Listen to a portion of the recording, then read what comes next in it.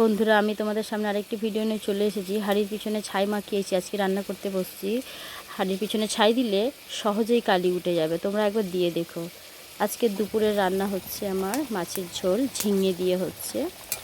আর আমার প্রত্যেকটা মাছের ঝোলে থাকবে সেই তেলাকুচার পাতা, কারণ এই গরমের সময় তো খুব সুন্দর লাগে এটা খেতে, শরীরের উপকারিতা, পেটটা ঠান্ডা হয়।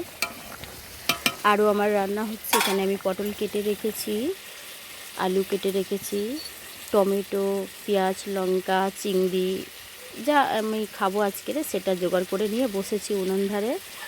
আবার রান্না হচ্ছে এখানে। আর আজকের একটু আম আছে, আমের চাটনি বানাবো, তো সেই আমটুকু আমি নিয়ে নিয়েছি। সবেদাটা করবো না, পাঁপড় ভাজা করব। আর এই হলো আমার আজকের রেসিপি। অন্য কোনো ভিডিওয় তোমাদের সাথে আবার দেখা হবে। বাই।